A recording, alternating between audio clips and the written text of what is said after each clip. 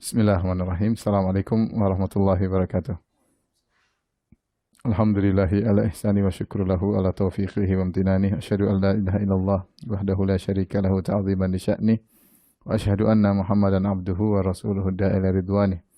Allahumma salli alaihi wa ala alihi wa ashabihi wa ikhwani. Para pemirsa yang dirahmati Allah Subhanahu wa taala, pada kesempatan yang berbahagia ini kita melanjutkan bahasan kita tentang kisah para anbiya, para orang-orang mulia yang dipilih oleh Allah Subhanahu wa taala, yang Allah menyuruh kita untuk meniru mereka. Fabihudahum muqtadih, ikutilah petunjuk mereka. Dan pada kesempatan yang berbahagia ini kita akan menyampaikan tentang kisah Nabi Ishaq alaihissalam dan juga anaknya Yakub alaihissalam, yang merupakan nenek moyang dari Bani Israel. Nabi sallallahu alaihi wasallam dalam Sahih Al-Bukhari pernah memuji Nabi Yusuf alaihissalam beserta nenek moyangnya. Kata Nabi sallallahu alaihi wasallam, Al-Karim, Ibnul Karim, Ibnul Karim, Ibnul Karim, Yusuf bin Yakub bin Ishaq bin Ibrahim alaihimussalam. Dalam hadis Ibnu Umar. Kata Nabi, yang mulia, putranya yang mulia, putranya yang mulia, putranya yang mulia. Siapakah ini? Ternyata maksudnya Nabi adalah Yusuf alaihissalam, putranya Yakub alaihissalam, bin Yakub, kemudian bin Ishaq, bin Ibrahim. Ya. Yang keempat Nabi ini disebut dengan orang-orang yang mulia. Subhanallah, silsilah para Nabi. Mulai dari Nabi Ibrahim, kemudian Ishaq, kemudian Yakub, kemudian Nabi Yusuf alaihissalam. Berbeda dengan Nabi Muhammad SAW, ya. Nabi Ibrahim, kemudian Ismail, kemudian jauh baru kemudian muncul Nabi Muhammad SAW. Adapun kisah Nabi Ishaq alaihissalam, maka kita tidak dapati banyak penyebutannya dalam Al-Quran secara detail, tidak ada, kecuali hanya sebutan sedikit-sedikit. Hanya kita tahu bagaimana kisah kelahiran Nabi Ishaq, sebagaimana pernah kita sebutkan dalam kisah Nabi Lut alaihissalam atau Nabi Ibrahim alaihissalam, di mana Ishaq lahir dari kedua orang tua yang sudah sangat tua. Ibrahim alaihissalam sudah sangat tua, dan ibunya Sarah tua lagi mandul. Ya. Makanya waktu kata malaikat, fabasyarnahu bi Ishaq wa mi wara'i Ishaq Yaqub. Kata Allah, maka kami memberi kabar gembira kepada istrinya, fabasyarnaha bi Ishaq. Itu kami beri kabar gembira kepada Sarah bahwa dia akan punya anak namanya Ishaq. Wa mi wara'i Ishaq Yaqub, dan setelah Ishaq dia punya anak lagi namanya Yaqub, yaitu anaknya Ishaq Yaqub. Ini kabar gembira luar biasa bahwasanya dia akan punya anak Ishaq, dan Ishaq ini akan punya anak namanya Yaqub. Makanya dia mengatakan, ya wailata a'alidu wa ana ajuzun wa hadza ba'li syaikha. Ya, kemudian Sarah berkata, bagaimana caranya saya bisa melahirkan sementara saya sudah sangat tua, kemudian suami saya juga Ibrahim sudah sangat tua, ya, tetapi ini sangat mudah bagi Allah Subhanahu wa taala. Maka akhirnya lahirlah Ishaq dari dua pasangan yang sudah sangat tua, ya. Ibrahim mungkin sudah 100, ya. Sarah juga mungkin sudah menopause, sudah juga 90-an dan sekitar itu, ya. Tapi subhanallah, lahirlah Ishaq, seorang nabi yang sangat mulia. Dan Ishaq, ya, subhanallah, adalah anugerah dari Allah Subhanahu wa taala kepada Ibrahim, ya. Makanya Allah berfirman, falamma atazalahum ma ya'buduna min dunillah, tatkala Ibrahim meninggalkan kaumnya dan meninggalkan berhala-berhala yang mereka sembah, bahkan dia meninggalkan ayahnya, meninggalkan kampung halamannya, meninggalkan keluarganya. Kata Allah, wahabna lahu Ishaq wa Yaqub, maka kami anugerahkan kepada Ibrahim, ya wahabna, yaitu anugerah, kami menganugerahkan kepada Ibrahim Ishaq dan Yaqub. Wa kullan ja'alna nabi, dan kami jadikan keduanya sebagai seorang nabi. Kata para ulama, ini akibat Ibrahim meninggalkan kampung halamannya, keluarganya, ayahnya karena Allah, maka Allah ganti dengan keluarga yang baru, yaitu anak yang saleh Ishaq dan cucunya Yakub yang juga sangat saleh. Yang kata Allah, wa kullan ja'alna nabiyya, keduanya kami jadikan sebagai seorang nabi, ya. Kemudian juga dalam ayat yang lain, ketika malaikat datang kepada Ibrahim dan bertemu dengan istrinya Sarah, kata Allah, inna nubasyyiruka bi ghulamin alim. Malaikat berkata kepada Sarah atau kepada Ibrahim, inna nubasyyiruka bi ghulamin alim. Sungguhnya kami beri kabar gembira kepada engkau wahai Ibrahim tentang putramu yang seorang alim, yaitu Ishaq. Para ulama mengatakan maksudnya Ishaq. Ya, dalam ayat yang lain, wa basyaruhu bi ghulamin alim. Maka para malaikat beri kabar gembira kepada Ibrahim tentang putranya yaitu Ishak yang disifati dengan alim, yaitu Ishak memiliki ilmu yang luar biasa, maka dia dikhususkan dengan alim. Kalau Ismail halim, ya. Ismail diberi sifat dengan halim, itu penyabar. Kemudian adapun Ishak diberi sifat dengan alim, ya. Berarti dia punya keistimewaan dari sisi ilmu. Itulah Nabi Ishak alaihissalam. Kemudian kata Allah Subhanahu wa taala, "Wa barakna alaihi wa ala Ishaq wa min dzurriyyatihima muhsinun wa zalimun li nafsihi mubin." Kami pun beri keberkahan atas Ibrahim dan juga atas Ishak, dan dari keturunan keduanya ada yang baik dan ada yang buruk, ya. Allah mengabarkan bahwasanya Ibrahim punya anak Ishak. Dari Ishak akan banyak keturunan. Kemudian muhsinun wa zalimun li nafsihi mubin. Ada keturunan yang baik, ada keturunan yang buruk. Ini sering saya sampaikan bahwasanya tidak semua keturunan para anbiya berarti orang-orang saleh, ya. Tidak. Allah sendiri telah mengabarkan dalam surat Shafat, ya, wa min dzurriyyatihima, di antara keturunan keduanya Ibrahim dan Ishak, muhsinun, ada yang baik, wa zalimun li nafsihi mubin, dan ada yang zalim, berbuat maksiat, ya, pelaku maksiat, ya. Karena yang maksum cuma para nabi, adapun keturunannya maka tidak. Ini sekilas tentang Nabi Ishak alaihissalam yang ceritanya tidak ada dalam Al-Quran, ya, ceritanya ada di dalam Bible, dalam Perjanjian Lama. Nanti akan kita singgung. Kemudian kita berlanjut pada anaknya, seorang hamba yang mulia, Nabi Yakub alaihissalam. Nabi Yakub alaihissalam. Nabi Yakub lebih banyak disebutkan dalam Al-Quran daripada Ishak, terutama tatkala kisah Nabi Yakub bersama putranya Yusuf alaihissalam dan juga saudara-saudaranya Yusuf. Nanti akan kita bahas secara khusus tentang kisah Nabi Yusuf alaihissalam. Di situ disebutkan Yakub berulang-ulang. Allah menyebutkan Nabi Yakub dengan banyak pujian. Di antaranya Nabi Yakub dipuji oleh Allah karena dia menunaikan nazarnya. Dalam surat Al-Imran ayat 93, Allah berfirman, "Kullu ta'ami kana hillan li bani Israila illa ma harrama Israilu ala nafsihi min qabli an tunazzala at-Taurat. Fa'tu bit-Taurati fatluha in kuntum shadiqin." Kata Allah, seluruh makanan tadinya halal bagi Bani Israel. Seluruh makanan tadinya halal bagi Bani Israel kecuali makanan yang diharamkan Israel atas dirinya. Israel ini maksudnya Yakub. Israel maksudnya Yakub. Dan Allah menyebutkan Nabi Yakub dengan nama Israel dalam dua ayat. Pertama ayat ini, ya, surat Ali Imran, ya.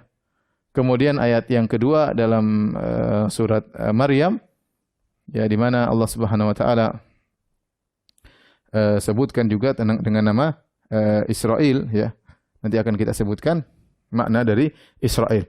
Tapi intinya ini adalah Allah Subhanahu wa taala sebutkan bahwasanya Israel di antara kemuliaannya dia menunaikan nazar.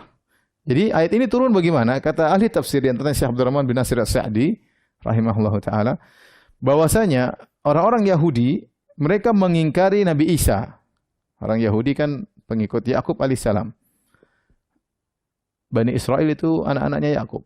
Kemudian mereka mengingkari Nabi Isa. Kenapa? Karena Nabi Isa datang dengan nasakh. Nabi Isa datang merubah hukum-hukum,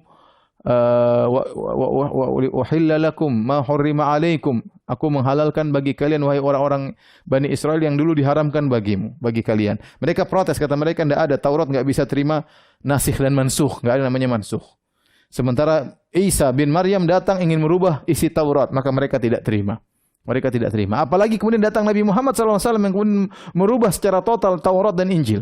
Mereka lebih tidak terima lagi. Sedangkan Isa mereka tidak terima karena Isa mengadakan perubahan terhadap Taurat, apalagi Nabi Muhammad SAW.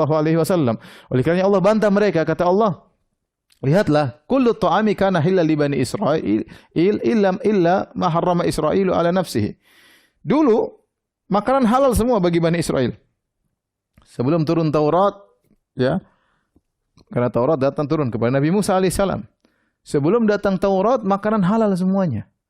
Kemudian Israel mengharamkan atas dirinya, illa ma harrama Israil ala nafsih. Israel mengharamkan makanan pada dirinya. Kenapa? Apa ceritanya Israel mengharamkan? Israel maksudnya Yakub. Apa ceritanya Yakub mengharamkan makanan bagi dirinya? Disebutkan oleh para ahli tafsir, dia mengalami suatu penyakit namanya irqun nasa, yaitu semacam penyakit di pinggang. Ada yang mengatakan mirip dengan saraf kejepit, mirip dengan saraf kejepit, ya. Jadi dia kesakitan, akhirnya dia bernadar kepada Allah, ya Allah, kalau aku sembuh, aku tidak akan memakan makanan yang paling aku sukai. Disebut daging onta atau susu onta. Dia bernazar, saya tidak akan makan makanan yang paling aku cintai tersebut kalau saya sembuh. Ternyata Allah sembuhkan dia.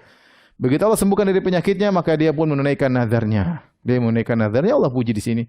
Bagaimana Israil atau Yakub alaihissalam menunaikan nazarnya, akhirnya dia tidak makan onta dan tidak minum susu onta. Di sini Allah ingin membantah mereka, kalian melarang nasakh, sementara perubahan hukum pernah terjadi. Dahulu sebelum Taurat turun, makanan halal kecuali yang diharamkan oleh Israel. Kemudian setelah datang Taurat, berubah lagi hukumnya.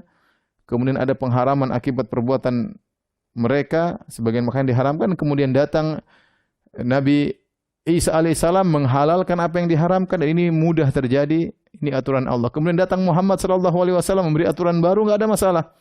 Ini bukan alasan bagi kalian untuk menolak Nabi Muhammad atau menolak Nabi Isa alaihissalam. Kemudian di antara sifat yang Allah sebutkan tentang Nabi Yakub, Allah sebutkan Nabi Yakub adalah orang yang memiliki ilmu. Dalam surat Yusuf kata Allah, "Wa innahu ladzu ilmin lima 'allamnahu walakinna aktsaran nasi la ya'lamun." Sungguhnya Yakub itu adalah pemilik ilmu. Lima 'allamnahu, dengan ilmu yang telah kami ajarkan kepadanya. Jadi Allah mengajarkan ilmu kepada Nabi Yakub alaihissalam. Walakinna aktsaran nasi la ya'lamun, akan tapi kebanyakan orang tidak mengetahuinya. Kemudian di antara sifat Yakub di antara para nabi yang selalu mengingat akhirat. Allah berfirman ya dalam surat Shad, "Wadhkur ibadana Ibrahim wa Ishaq wa Yaqub ulil aidi wal absar." Dan ingatlah hamba-hamba kami Ibrahim, Ishak dan Yaqub yang mereka memiliki ulil aidi, memiliki perbuatan-perbuatan yang besar, wal absar, memiliki ilmu. Kata Allah, "Inna akhlasnahum bi khalisatin dzikrad dar." Kami mengkhususkan mereka dengan suatu perangai yang mulia, yaitu apa? Dzikrad dar, mereka senantiasa ingat akhirat. Apa maksudnya? Ya, kata para ulama, di antaranya Al-Qurtubi, yaitu mereka selalu mengingat akhirat dan mereka semangat untuk menuju akhirat dan mereka mengingatkan manusia untuk akhirat. Ini ciri Ibrahim, Ishak dan Yakub. Makanya setelah itu Allah berfirman, "Wa innahum indana laminal mustafainal akhyar." Dan sungguhnya mereka ini Ibrahim, Ishak dan Yakub di sisi kami termasuk orang-orang yang pilihan, orang-orang terbaik. Orang terbaik pilihan. Ingat ya, saya bicara tentang Yakub khususnya. Dia adalah hamba pilihan. Pilihan dari Allah Subhanahu wa taala. Minal mustafainal akhyar, pilihan terbaik. Kemudian selalu ingat akhirat. Bahkan mengingatkan orang kepada akhirat. Itu di antara ciri Nabi Yakub alaihissalam. Kemudian di antara ciri menakjubkan Nabi Yakub alaihissalam, beliau selalu mengeluhkan kesedihannya kepada Allah dan bersabar dengan ujian. Jadi ini akan kita jelaskan dalam kisah Nabi Yusuf alaihissalam. Namun di antaranya ya, ketika Yusuf hilang, nanti akan disampaikan dalam kisah Nabi Yusuf. Kemudian putranya juga Binyamin tertahan di Mesir. Maka kata Allah, "Wa tawalla anhum wa qala ya asafa ala Yusuf." Maka dia pun berpaling dari anak-anaknya yang mengabarkan bahwasanya Binyamin tertuduh pencuri, kemudian ditangkap di Mesir. Maka dia pun ingat kepada anaknya Yusuf yang hilang. Wa biyaddat ainahu minal huzni, sampai begitu sedih yang luar biasa, sampai matanya memutih, kata para ulama, hitamnya hilang jadi putih, itu jadi buta. Nabi Yakub jadi buta. Fahuwa kazim, maka dia pun menahan ya, kesedihannya. Qalu tallahi tafta'u tadhkuru Yusuf hatta takuna haradan aw takuna minal halikin. Maka anak-anaknya mencela Yakub. Anak-anaknya mencela Yakub. Anaknya berkata, "Wahai ayahanda, engkau ya mengidap penyakit berat. Selalu ingat Yusuf, ingat Yusuf, ingat Yusuf sampai kau sakit, sampai kau hampir mati." Anak-anaknya mencela dia karena ingat Yusuf terus. Apa kata Yakub? Qala innama ashku bathi wa huzni ila Allah. Sungguhnya aku hanya mengadukan ya ashku bathi wa huzni. Bath dan huzn hanya kepada Allah. Apa bedanya bath dengan huzn? Jadi kata Nabi Yakub, perhatikan, innama ashku bathi wa huzni ila Allah. Aku hanya mengadukan al-bath dan huzn kepada Allah semata. Aku tidak mengadukan kepada manusia. Makanya dia mengatakan fasabrun jamil. Apa sabrun jamil? Itu kesabaran tanpa memberikan keluhan kepada manusia. Orang sabar. Kalau orang sabar tapi ngeluh kepada manusia itu bukan sabrun jamil. Sabrun jamil itu kesabaran yang kosong dari curhat kepada manusia. Kalau orang dikatakan sabrun jamil, tidak curhat kepada manusia. Itu tingkatan tidak semua orang bisa melakukannya. Nah, Yakub alaihissalam dia mengatakan, "Innama ashku bathi wa huzni ila Allah." Sungguhnya aku hanya mengadukan bath dan huzn kepada Allah. Apa makna bedanya bath dengan huzn? Ada dua pendapat secara umum di kalangan para ahli tafsir. Sebenarnya ahli tafsir mengatakan al-bath, mereka sepakat al-bath tingkatnya lebih tinggi daripada huzn. Al-bath itu adalah kesedihan yang parah. Tapi mereka memiliki dua pendapat. Pendapat pertama, al-bath, ini pendapat Ibnu Ashir, Tahir Ibnu Ashir dalam kitabnya Tahrir wa Tanwir, maksudnya al-bath adalah kesedihan berkaitan dengan kekhawatiran keburukan. Jadi ketika Yusuf alaihissalam hilang, dibuang oleh kakak-kakaknya, senantiasa Yakub alaihissalam berkhawatir, bagaimana putraku nanti, gimana dia masih kecil, sekarang nasibnya bagaimana, apakah jadi apa, itu selalu dia pikirkan semenjak Yusuf hilang. Itu namanya al-bath, itu memikirkan kekhawatiran buruk menimpa yang dia sayangi. Adapun huzni, kesedihanku, maksudnya kesedihanku dengan berpisah dari Yusuf. Jadi pada Yakub terkumpulkan dua, al-bath wal huzn. Al-bath, al-huzn yaitu kesedihan berpisah dari Yusuf yang putranya sangat dia cintai. Kemudian al-bath yaitu kesedihan yang berkaitan dengan kekhawatiran apa yang akan menimpa putraku sementara dia masih kecil, dibuang oleh kakak-kakaknya. Bagaimana nasibnya? Ini selalu dipikirkan oleh Yusuf. Maka dia mengatakan, innama ashku bathi wa huzni ilallah. Aku hanya mengeluhkan kesedihanku dan kekhawatiranku kepada Yusuf hanya kepada Allah. Aku tidak ngomong sama kalian. Ini pendapat pertama. Pendapat yang kedua, dan ini pendapat banyak ulama, di antaranya disebutkan oleh Asy-Syaukani rahimahullahu taala, al-bath adalah kesedihan, puncak kesedihan. Jadi kalau al-huzn itu kesedihan yang orang bisa tahan. Al-bath dalam bahasa Arab, al-bath itu artinya menyiarkan. Makanya kalau kita nonton TV ada live, tulisannya al-bath al-mubashir. Kalau kita kan live. Kalau dalam TV Arab tulisannya al-bath al-mubashir, itu siaran langsung. Al-bath itu menyiarkan. Bahasa Indonesia artinya al-bath menyiarkan. Tatkala kesedihan sudah memuncak, seorang tidak kuat untuk menahan kesedihan yang sangat parah dan dia ingin menyiarkan, itu namanya al-bath. Oleh karenanya al-bath adalah puncak kesedihan yang seorang tidak kuat untuk menahannya dan harus dia sampaikan ke orang lain. Dan itu maksudnya dia harus curhat. Kalau dia enggak curhat, dia susah. Dia harus curhat. Nah, kesedihan yang sampai pada tingkatan curhat harus dia curhatkan, itu namanya al-bath. Tetapi Yakub alaihissalam, innama ashku bathi wa huzni ilallah. Aku hanya menyampaikan kesedihanku yang kecil, kesedihanku yang besar, kesedihanku yang merana, semuanya aku hanya keluhkan kepada Allah. Sabrun jamil. Dia tidak pernah mengeluhkan kepada manusia. Dan ini contoh menakjubkan dari Nabi Yakub alaihissalam. Ya. Untuk bayangkan Nabi Yakub alaihissalam, ya, dipisahkan dari anaknya Yusuf, ya, sekitar 80 tahun. Kata Hasan al-Basri, saya bacakan perkataan Hasan al-Basri. Kana munzu faraka Yusufu Yaquba ila an iltaqaya 80 sana. Sungguhnya perpisahan antara Yakub dengan putranya Yusuf 80 tahun. 80 tahun berpisah. Lam yufarik fil huznu lam yufarik al-huznu qalbahu. Selama itu kesedihan tidak pernah lepas daripada hatinya. Wa dumu'uhu tajri ala khaddaihi, dan air matanya selalu mengalir di atas dua pipinya. Wa ma ala wajhil ardi abdun ahabba ila Allahi min Yaqub. Padahal di atas muka bumi tidak ada hamba yang paling dicintai oleh Allah seperti Yakub. Apa kata Hasan al-Basri? Menakjubkan. Perhatikan ini. Faedah luar biasa. Kata Hasan al-Basri rahimahullah, seorang ulama tabi'in, dia berkata, Yakub alaihissalam adalah orang yang paling dicintai di zamannya. Siapa yang paling cintai? Tidak ada. Ishak sudah meninggal dunia. Yusuf masih kecil, belum jadi nabi yang top waktu itu. Masih kecil, baru Allah akan mengangkat dia menjadi seorang nabi. Yang paling mulia di atas muka bumi tatkala itu adalah Yakub alaihissalam. Tetapi 80 tahun semenjak dia berpisah dari Yusuf selalu menangis, tidak pernah berhenti menangis. Sampai ujungnya terakhir dia buta alaihissalam. Padahal dia adalah orang yang paling dicintai oleh Allah di atas muka bumi ini. Ini dalil bahwasanya kalau Allah mencintai seorang bukan berarti dapat kesenangan terus. Bukan berarti kalau orang disayang sama Allah berarti dia kaya, kemudian dia selalu sehat, dia selalu senang-senang, tidak ada masalah problematika, tidak ada. Bukan begitu, tidak harus demikian. Lihat Yusuf alaihissalam, lihat Yakub alaihissalam, orang yang paling dicintai oleh Allah tapi penderitaannya 80 tahun, tidak berhenti-berhenti. Selalu menangis. Maka maksud saya ini berat, ini teori, tapi ini teori kita berusaha ngerti dulu, entah prakteknya urusan belakangan. Tapi maksud saya, kalau kita terkena musibah, jangan selalu suudzon kepada Allah. Kita enggak tahu. Bisa jadi Anda dikasih musibah karena Allah sayang kepada Anda. Kata Nabi SAW, Inna Allah idha ahabba qawman ibtalahum. Sungguhnya Allah jika mencintai suatu kaum, Allah akan menguji mereka. Oleh karena ini Yakub alaihissalam seorang yang sabar luar biasa.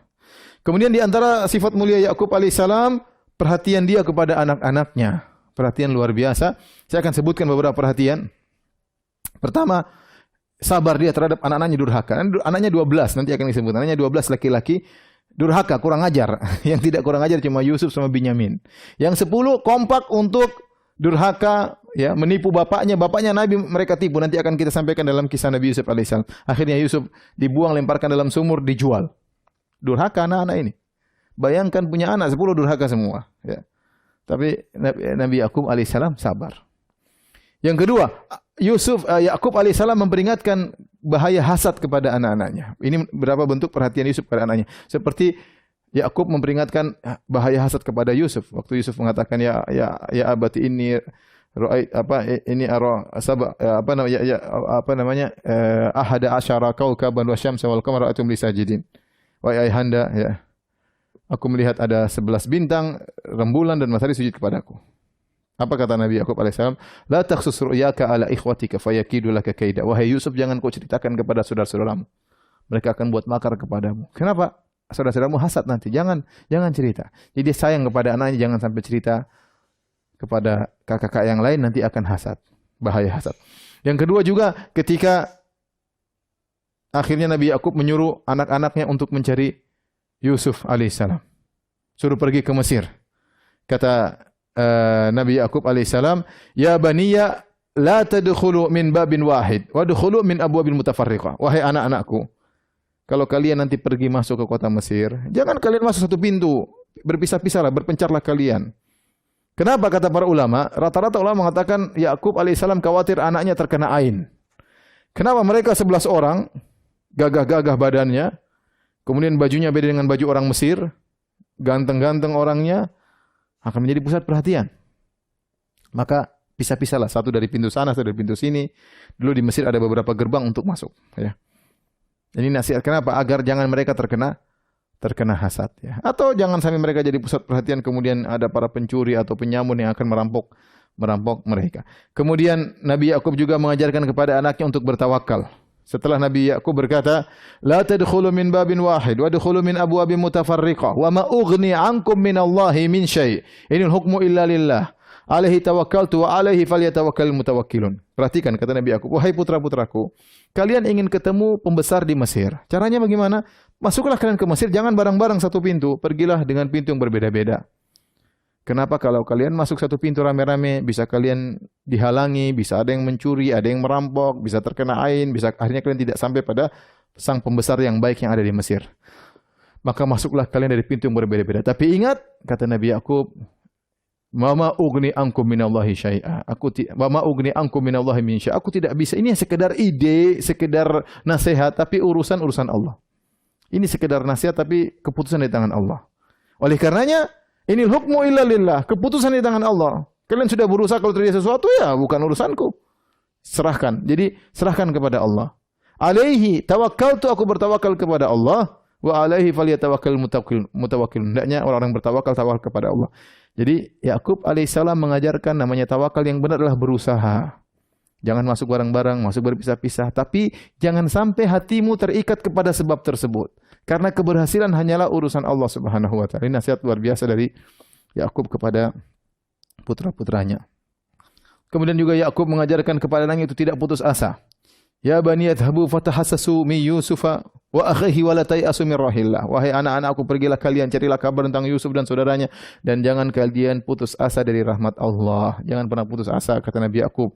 Dia saja sudah 80 tahun terpisah dari Yusuf, dia tidak putus asa. Dia berdoa, setelah 80 tahun baru Allah kabulkan doanya. Bayangkan, tidak putus asa dengan doa kepada Allah Subhanahu wa taala. Selama masih bernafas, selama masih bisa nyawa di dalam nafas, masih di kerongkongan, berdoa terus, tidak ada putus asa. Dan dia yang mengatakan, "Wala tayasu mir rahillah." Wahai anak-anakku, jangan putus asa dari rahmat Allah Subhanahu wa taala. Sementara dia sudah 80 tahun terpisah dari putranya Yusuf alaihissalam. Dan di antara perhatian dia kepada anak-anaknya alaihissalam, dia mewasiatkan tatkala akan meninggal dunia. Kata Allah, "Am kuntum syuhada idh hadara Yaqubal maut." Apa kalian hadir tatkala Yakub akan meninggal dunia? Idh qala li banihi ma ta'buduna min ba'di. Tatkala dia berwasiat kepada putra-putranya, apa yang kalian sembah setelah aku?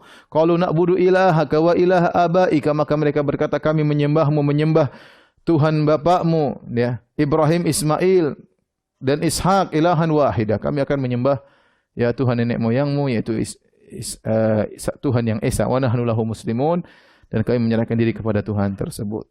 Inilah kisah Nabi Yakub alaihissalam dalam Al-Quran dan kebanyakannya disebutkan dalam kisah Nabi Yusuf alaihissalam. Taib. Para pemirsa yang dirahmati Allah Subhanahu wa taala. Saya katakan tadi Yakub nama lainnya Israel. Allah sebutkan dalam beberapa ayat Al-Quran bahwasanya Yakub namanya Israel. Di antaranya tadi dalam surat Ali Imran, kullu ta'ami kana halal li bani Israil illa ma harrama Israilu ala nafsihi. Kecuali makanan yang diharamkan Israel terhadap dirinya. Israel maksudnya Yakub.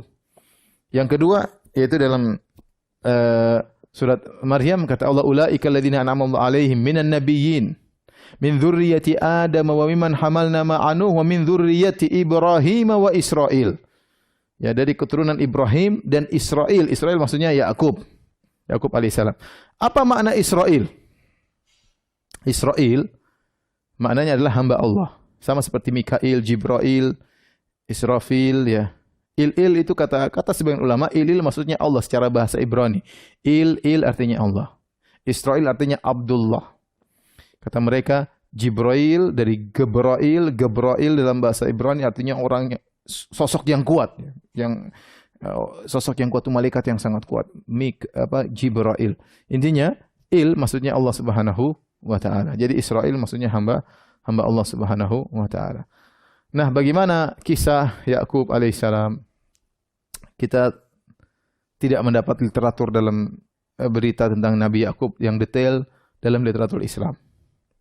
Kita hanya mendapat berita tentang Yakub alaihissalam dalam literatur orang-orang ahlul kitab. Oleh karenanya para ulama yang bahas tentang Nabi Yakub alaihissalam mereka menukil dari Israiliyat, dari literatur ahlul kitab. Di antaranya dari Perjanjian Lama. Bahkan cerita tentang Yakub dinukil secara total yaitu dinukil dengan nukilan yang panjang oleh Ibnu Katsir rahimahullah dalam kitabnya Qasasul Anbiya. Itu diambil dari Perjanjian Lama. Namun kita tahu ceritanya aneh. Maka pada kesempatan kali ini saya akan menyampaikan tentang kisah Yakub alaihissalam menurut Perjanjian Lama. Kita bandingkan dengan bagaimana Yakub dalam Islam. Para pemirsa yang dirahmati Allah Subhanahu wa taala. Jadi disebutkan dalam literatur Israiliyat dalam Perjanjian Lama, setelah Nabi Ibrahim dianugerahi oleh Ismail dengan pernikahannya dengan Hajar, kemudian Hajar akhirnya mengungsi dibawa ke Mekah, maka setelah itu 14 tahun kemudian atau 13 tahun kemudian lahirlah Ishak. Kemudian Ishak ya menikah dan punya anak dua, namanya Isu atau Al-Is dengan Yakub. Ishak punya anak namanya Al-Isu dan Yakub, dan istrinya namanya Ribqah atau dalam literatur Islam namanya Rifqah. Istri namanya Ribqah. Hingga Isu hobinya berburu dan dia pandai berburu. Adapun Yakub sering di rumah membantu ibunya. Oleh karena ibunya sangat sayang kepada Yakub. Ingat, ini literatur Perjanjian Lama, bukan hadis yang sahih. Saya ingin menyampaikan dalam Perjanjian Lama ya. Sehingga tiba saatnya Ishak ingin memberikan keberkatan atau kenabian kepada putranya yang paling sulung yaitu Isu. Jadi Isu lebih kakak, Yakub adiknya. Saya bacakan ceritanya dalam Perjanjian Lama. Ketika Ishak sudah tua dan matanya telah kabur, sehingga ia tidak dapat melihat lagi, dipanggillah Isu, anak sulungnya. Serta ia berkata kepada anaknya, "Anakku." Sahut anaknya, "Ya Bapak." Berkatalah Ishak, "Lihat aku sudah tua. Aku tidak tahu bila hari kematianku, kapan hari kematianku, aku mau mati intinya. Maka sekarang ambillah senjatamu, tabung panahmu dan busurmu, pergilah ke padang dan burulah bagiku seekor binatang. Olahlah bagiku makanan yang enak dari binatang tersebut seperti yang aku sukai. Sesudah itu bawalah kepadaku supaya aku makan, agar aku memberkati engkau sebelum aku mati." Jadi dia merasa dia akan mati, dia suruh anaknya Isu untuk berburu makan makanan enak, dari setelah itu baru dia kasih keberkahan agar Isu menjadi nabi. Rupanya ibunya Ribka mendengarkannya, istrinya Ishak, yaitu ibunya Isu dan ibunya Yakub dengar. Ketika Isu berkata kepada anaknya, Ribka mendengarkannya. Setelah Isu pergi ke padang memburu seekor binatang untuk dibawanya kepada ayahnya, berkatalah Ribka kepada Yakub anaknya. Ribka sayang kepada Yakub si bungsu. "Telah kudengar ayahmu berkata kepada Isu kakakmu, bawalah bagiku seekor binatang buruan dan olahlah bagiku makanan yang enak supaya aku makan dan supaya aku memberkati engkau di hadapan Tuhan sebelum aku mati. Maka sekarang anakku, dengarkanlah perkataanku, seperti yang kuperintahkan kepadamu. Pergilah ke tempat kambing domba kita. Ambillah dari sana 2 anak kambing yang baik, maka aku akan mengolahnya menjadi makanan yang enak bagi ayahmu, seperti yang digemari. Bawalah itu kepada ayahmu, supaya dimakannya, agar dia memberkati engkau sebelum ia mati. Bismillah. Jadi maksudnya apa? Maksudnya Ribka karena sayang kepada si bungsu Yakub, maka dia ingin menipu bapaknya. Harusnya kenabian turun kepada kakaknya Isu. Tapi akhirnya sudahlah, biar dia lagi sibuk berburu, kita ada kambing di belakang, sudah potong aja. Nanti saya yang masakin, kau yang bawa kepada bapakmu. Akhirnya Yakub berkata kepada ibunya, tapi Isu kakak aku adalah seorang yang berbulu badannya. Bagi ya ibunda, gimana aku mau ngaku sebagai Isu kakakku, sementara kakakku badannya berbulu, sedang aku kulit-kulicin, enggak ada bulunya. Mungkin ayahku akan meraba aku nanti, maka dia akan menyangka bahwa aku mempermainkan dia. Dengan demikian aku akan mendatangkan kutuk atas diriku dan bukan berkat. Tapi ibunya berkata kepadanya, akulah yang menanggung kutuk itu anakku. Dengarkan saja perkataanku, pergilah ambil kambing-kambing itu. Subhanallah, ini Ishak Nabi, jadi istrinya Ribka kerjasama dengan putranya Yakub untuk membohongin Ishak. Ishak kebetulan sudah tua, enggak bisa melihat. Lalu akhirnya Yakub mengambil kambing-kambing, kemudian dibawa kepada ibunya, dimasak sesuai dengan masakan kegemaran bapaknya. Setelah itu dia ambil baju Isu, disuruh pakai oleh Yakub. Intinya Yakub menyamar jadi Isu. Kemudian akhirnya supaya badannya kelihatan berbulu, kulit kambing diambil dengan bulunya, dilipatkan di lehernya, di tangannya. Ya, kemudian setelah itu dibawakan kepada bapaknya. Akhirnya Yakub datang. Wahai bapak, kata Ishak, wahai anakku, siapakah engkau? Kata Yakub, aku adalah Isu, anak sulungmu. Telah kulakukan seperti apa perintahmu. Bangunlah, duduklah dan makanlah daging buruan masakanku ini agar bapak memberkati aku. Ini semua kedustaan, bayangkan. Yakub bohongin bapaknya. Lalu Ishak berkata kepada anaknya itu, lekas juga engkau mendapatkannya anakku, kau cepat pulang intinya. Karena Tuhan Allahmu membuat aku mencapai tujuanku. Yakub bilang, iya, karena Tuhan saya diberkati makanya cepat. Lalu Ishak berkata kepada Yakub, datanglah mendekatkan dirimu wahai anakku, supaya aku meraba engkau. Apakah engkau ini benar Isu atau bukan? Maka Yakub mendekati Ishak. Ayahnya dan ayahnya itu pun merabanya serta berkata, kalau suaramu suara Yakub, tapi kalau tangannya Isu, tanganmu buluan tapi suaranya Isu. Padahal pakai kulit kambing. Ishak tidak mengenalnya karena tangannya berbulu seperti tangan Isu, kakaknya. Ishak hendak memberkati dia, tetapi ia masih bertanya, benarkah engkau ini Isu? Yakub bohong lagi. Iya, ayah. Lalu Ishak berkata, dekatkanlah makanan itu kepadaku supaya ku makan daging buruan masakan anakku, agar aku memberkati engkau. Jadi didekatkanlah makanan itu kepada ayahnya, lalu ia makan. Intinya akhirnya saya terlalu panjang ini nanti bisa buka perjanjian lama, nanti yang punya Injil silakan buka ya. Intinya dikasih makan, akhirnya diciumlah, dikasih berkat. Engkau akan jadi penguasa, saudara-saudaramu akan tunduk kepadamu dan seterusnya berkat-berkat yang didoakan Ishak kepada Yakub. Akhirnya setelah itu datanglah Isu belakangan, sudah masak, sudah siap, kemudian datang. Dia mengatakan, "Bapak, ini makanan sudah siap." Kata Ishak, "Siapa engkau ini?" "Aku Isu." Ishak kaget, "Loh, tadi siapa yang bawa makanan? Aku telah makan semuanya, sudah selesai, berkat sudah selesai." Akhirnya dia pun nangis. Wah, Isu orang menangis ya. Ya, kemudian, "Berkatilah aku juga Bapak, jangan semua si Yakub doang, aku juga."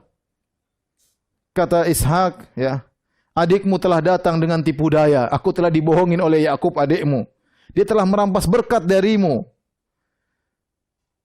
Akhirnya, apakah Bapak tidak punya berkat yang lain? Kata Isu. Kata Ishak, sudah enggak ada, selesai, cuma satu berkat. Subhanallah, ini cerita apa? Kitab suci apa dongeng ini? Isu berkata, "Berkatilah aku juga ya Bapak." Dengan suara keras menangislah Isu. Lalu Ishak ayahnya menjawab, "Sungguhnya tempat kediamanmu akan jauh dari tanah-tanah gemuk di bumi dan jauh dari embun dari langit di atas. Engkau akan hidup dari pedangmu dan engkau akan menjadi hamba adikmu. Sudah terlanjur, kau akan jadi anak buah adikmu di kemudian hari." Intinya, Isu menaruh dendam kepada Yakub karena berkat yang telah diberikan oleh ayahnya kepadanya. Ia berkata kepada dirinya, hari-hari berkabung karena kematian ayahku. itu tidak akan lama lagi. Pada waktu itulah Yakub, adikku akan kubunuh. Ishak berdendam. Bukan Ishak, Isu. Pokoknya kalau bapak Ishak sudah meninggal, bapak aku Ishak meninggal, akan kubunuh si Yakub. Akhirnya Ribka mendengar putra sulungnya ingin bunuh adiknya Yakub. Maka dia panggil Yakub, ibunya Ribka. Dia berkata, Isu kakakmu bermaksud membalas dendam membunuh engkau. Jadi sekarang anakku, dengarkanlah perkataanku, pergilah, bersiaplah engkau dan larilah kepada Laban. Laban itu saudaraku, yaitu omnya, pamannya. Ke Haran di negeri Syam. Dan tinggallah padanya beberapa waktu lamanya sampai kegeraman dan kemarahan kakakmu itu surut daripadamu. Dan ia lupa apa yang telah engkau perbuat kepadanya. Kemudian aku akan menyuruh orang menyebut engkau dari situ. Mengapa aku akan kehilangan kamu berdua pada satu hari juga. Akhirnya inilah ceritanya. Kata ibunya, udah Yakub kamu segera pergi. Maka pergilah Yakub. Ini cerita. Subhanallah. Dibingungkan oleh para pendeta. Mereka gimana nafsirkan cerita ini. Bagaimana kenabian dirampas dengan kelicikan, kebohongan. Pertama, perhatikan. Pertama, cerita ini menuduh Ribka, istrinya Nabi, kurang ajar. Bayangkan bohongin suaminya. Bohongin kerjasama dengan putranya Yakub. Kemudian menjelaskan Yakub tukang bohong. Bayangkan bohongin bapaknya. Bagaimana tukang bohong jadi Nabi? Yakub kok bisa jadi Nabi? Bohongin bapaknya untuk merebut keberkatan dari Isu, dari kakaknya. Kemudian apakah kenabian adalah keturunan yang berhak Ishak kasih sana kasih sini? Kemudian kalau Ishak bisa ditipu, bagaimana Allah mau tertipu? Bukankah keberkatan dari Allah? Allah kan tahu ini Yakub bohongin, masa mau dikabulkan doanya Ishak? Ini kayak cerita Yunani atau cerita apa? Bagaimana cerita seperti ini? Ya. Kemudian bagaimana mungkin setelah itu Yakub masih didoakan lagi oleh Ishak? Setelah itu Ishak sudah tahu Yakub bohongin, dia masih didoakan lagi sama Ishak. Ya, ini aneh. Ini intinya mencela Yakub, dikatakan pembohong, padahal ini nenek moyang mereka Yakub. Kemudian mencela ibunya juga tukang bohong, Ribka. Kemudian mencela Ishak, masa Ishak sudah tahu anaknya bohong masih didoain lagi. Kemudian mencela Allah, bagaimana ya Ishak berdoa kemudian dikabulkan oleh Allah padahal dia sedang ditipu oleh Yakub. Ini tidak ada dalam Al-Quran seperti ini. Tapi kita lanjutkan versi mereka. Akhirnya Yakub pergi ke Haran, ketemu dengan pamannya Laban. Di sana ternyata pamannya Laban punya anak dua. Namanya Lia dan Rahel. Rahel cantik bungsu, Lia kurang cantik. Akhirnya si Yakub alaihissalam, ini dalam cerita mereka, tertarik sama Rahel. Kemudian dia bilang sama omnya, Om, saya ingin nikah sama anak Om Rahel. Nah begini aja, kalau kau mau nikah, kau kerja sama saya 7 tahun. Oke. Setelah 7 tahun nikah sama Rahel, karena Rahel yang cantik. Setelah Yakub bekerja selama 7 tahun, kemudian terjadi pernikahan, kemudian disuruh masuk di kamar, intinya untuk bertemu dengan istrinya. Begitu dia ketemu, ternyata bukan Rahel, ternyata yang dikasih Lia yang kurang cantik. Akhirnya Yakub bilang, Om gimana? Kan kita janji sama Rahel, kenapa kau kasih Lia? Rahel yang cantik, Lia kurang cantik.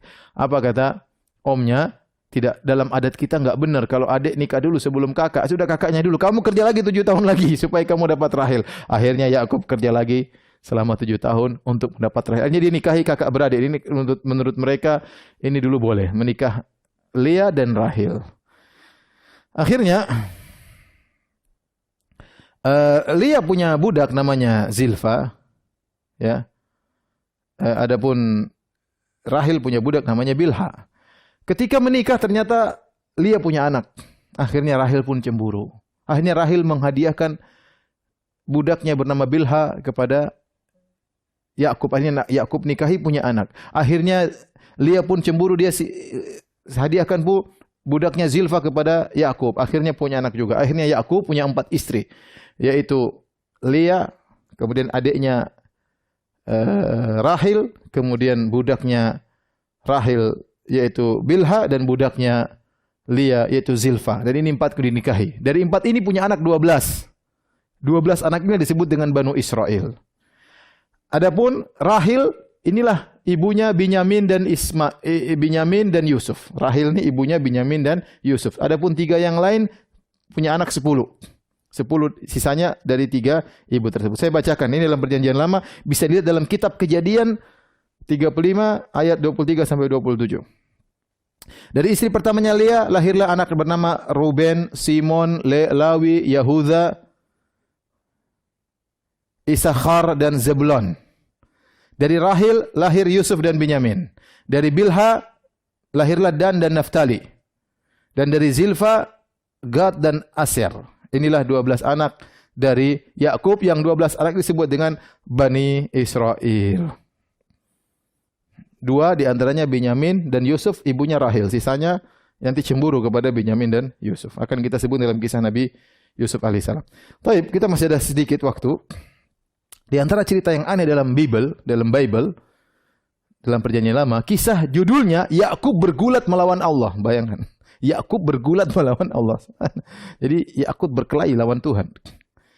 Ini aneh dan ini cerita dibikin bingung para pendeta gimana menafsirkan cerita ini. Sampai sekarang mereka bingung coba tafsirkan cerita ini. Jadi ceritanya suatu hari, jadi Yakub ini takut tahu kakaknya Isu datang ingin membunuh dia, maka dia pun kabur ketakutan. Ya, sampai dia bawa istrinya, kedua bawa kedua budaknya, akhirnya menyeberangi tempat sungai dan yang lainnya. Dia pergi, ya. Ketika, ya, saya bacakan penulisannya. Pada malam itu Yakub bangun dan ia membawa kedua istrinya, kedua budaknya perempuan dan ke-11 anaknya, dan menyeberangi di tempat penyeberangan sungai Yabok. Sesudah ia menyeberangkan mereka, ia menyeberangkan juga segala miliknya. Lalu tinggallah Yakub seorang diri. Perhatikan, dan seorang laki-laki bergulat dengan dia sampai fajar menyingsing. Ada orang laki-laki bergulat sama dia. Ketika orang itu melihat bahwa ia tidak dapat mengalahkannya, orang yang berkelahi dengan Yakub tidak bisa mengalahkan Yakub, ia pukul sendi pangkal Yakub. Maka pangkal Yakub dipukul sama orang tersebut. Lalu kata orang itu, biarkanlah aku pergi karena fajar telah menyingsing. Lepasin aku ingin balik karena fajar sudah terbit. Sahut Yakub, aku tidak akan biarkan engkau pergi jika engkau tidak memberkati aku. Berkati aku dulu sebelum kau pergi. Bayangkan, Tuhan ditangkap suruh kasih berkat. Bertanyalah orang itu kepadanya, siapa namamu? Sahutnya Yakub. Lalu kata orang itu, namamu tidak akan disebut lagi Yakub tapi Israel. Ini asal muasal kenapa menurut mereka Yakub disebut Israel, karena sempat nangkap Tuhan enggak bisa pergi. Sebab engkau telah bergumul melawan Allah dan manusia dan engkau menang. Bayangkan, lawan Tuhan kalah, dia menang. Ya, kata Yakub, katakanlah juga namamu, tapi sahutnya, mengapa engkau menanyakan namaku? Lalu diberkatinya lah Yakub di situ. Jadi Tuhan ini kasih berkat sama Yakub. Yakub menamai tempat itu dengan Peniel, sebab katanya, aku telah melihat Allah berhadapan muka, tetapi nyawaku tertolong. Lalu tampaklah kepadanya matahari terbit ketika ia telah melewati Peniel, dan Yakub pincang karena pangkal pahanya tadi dipukul Tuhan. Itulah sebabnya sampai sekarang orang Israel tidak memakan daging yang menutupi sendi pangkal paha, karena dia telah memukul, karena dia besar. Karena dia, Allah telah memukul sendi pangkal Yakub pada otot pangkal pahanya. Buka kitab Kejadian 32 ayat 22 sampai 32. Lihat, ini kisah Tuhan kalah gelut sama Nabi Yakub alaihissalam. Cuma ini aneh, coba bayangkan. Sebelumnya disebutkan, ini kan ayat Kejadian 32 ayat 20 sampai 32. Sebelumnya ayat 21, ayat 1 sampai 21 cerita bagaimana Yakub ketakutan mau dibunuh sama kakaknya Isu. Tahu-tahu dia ketakutan manusia, tahu-tahu berkelahi sama Tuhan kalah. Kemudian Tuhan mau minta izin, wah Yakub, lepasin aku, sebentar lagi fajar menyingsing. Emang Tuhan kalau fajar menyingsing, Tuhan kenapa? Kayaknya tugasnya harus segera kembali ke langit sebelum fajar menyingsing. Apa Tuhan punya kerja waktu tertentu, ya, dan yang lainnya. Kemudian Tuhan minta dilepasin. Yakub paksa. Enggak, saya enggak dilepasin engkau sampai engkau kasih berkat sama saya. Subhanallah. Tuhan dipaksa sama Yakub alaihissalam. Ya. Terus apa fungsinya Allah menceritakan kisah ini dalam Perjanjian Lama di Taurat? Membanggakan bahwasanya hambanya yang pernah diciptakan pernah mengalahkan dia. Intinya, kisah ini membuat rahib dan para pendeta Nasara kebingungan menghadapi teks ini. Mereka harus menafsirkan dengan banyak penafsiran, dengan banyak pentakwilan, ya. Mereka bingung, ya. Ya. Kita coba bayangkan tadi tentang Yakub alaihissalam yang kita sebutkan dalam versi Al-Quran, yang saleh, penyabar, ya, jujur, bertakwa. Adapun Yakub versi Injil tadi apa? Penipu, nipu kakaknya. Kemudian semacam-macam. Gimana cerita Nabi Yakub alaihissalam seperti itu, ya. Kemudian Yakub akhirnya meninggal dunia setelah bertemu dengan anaknya, setelah pisah dengan Yakub, kemudian bertemu dengan Yakub, kemudian akhirnya bertemu dengan Yusuf, setelah itu kemudian dia meninggal dunia alaihissalam.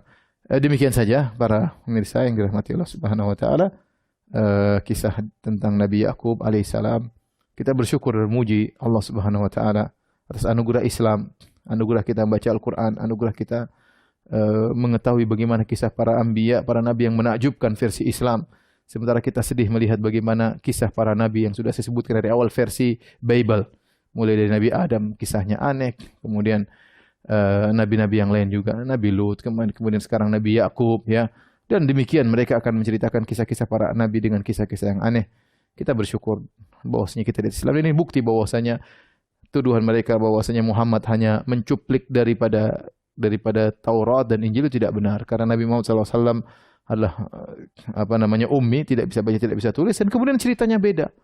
Ceritanya beda, ya. Islam menceritakan, Al-Quran menceritakan Nabi dengan luar biasa, ya. Sementara mereka menceritakan para Nabi dengan kisah yang terkadang konyol yang sudah kita ceritakan berulang-ulang. Demikian apa yang bisa saya sampaikan. Subhanakallah bihamdik, asyhadu an la ilaha illa anta, astaghfiruka wa atubu ilaik. Assalamualaikum warahmatullahi wabarakatuh.